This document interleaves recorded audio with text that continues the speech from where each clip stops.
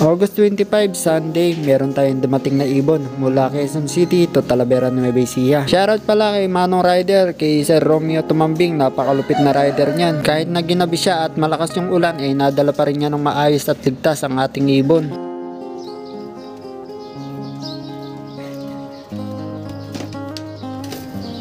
Wow! Eto na, pangalawang acquire natin na full siblings ni Lady Bass, breed ni Sir Peter Gumapal, Little Wings Loop, shout out.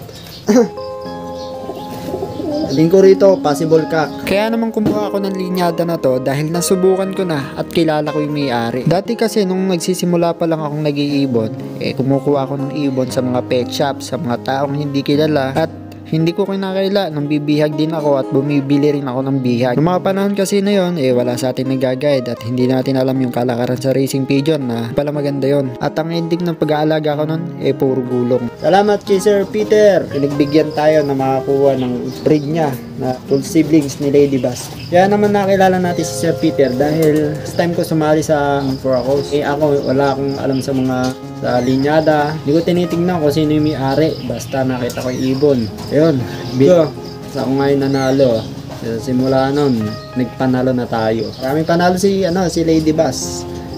Multiple polling winner. Talagang consistent yung uwi niya. Tapos, tumawid din ng dagat, Boreas Island, Clacker, 300 plus kilometers. Kaya nung nawala si Lady Bass, nung namatay siya, talagang hinanap ko. Binalikan ko yung video, hanap ko yung pangalan ng donor. Ayun, si Sir Peter. Buti na lang hindi isnaber si Sir Peter. Nag-reply. Napagbigyan niya tayo. Kapatid pala ni Lady Bass kay Sir Peter, grabe pala. Puro rin pala, puro winner, puro lap winner. Talagang mabibilis. Talagang nasa dugo. Tinatawag na golden pair. Feeling ko yun na yun. Hindi natin ito ililipad, gawin natin itong breeder. Kaya naman ang mapapayo ko sa mga newbie puncher na nagbabalak sa kumarera, sa club, doon kayo mag-acquire sa mapagkakatiwalaan ng puncher na lagi nananalo sa karera. Teka, alam nyo na yun, hindi sa kwentuhan at pagandahan ng pedigree. Marami namang klaseng linyada ng ibon pero hindi lahat nananalo. Kaya kung ako sa'yo, kung maghahanap ka ng magandang ibon, hanapin mo agad yung magandang record. Tanungin mo kung ano yung naging history ng ibon nila at yung pinakamaganda, yun ang kunin mo. Ito pala yung una kong nakuha kay Sir Peter, full siblings din ni Lady Bass. Itong ibon nga na to ililipad ko sa South 2024 para masubukan natin yung kapatid ni Lady Bass.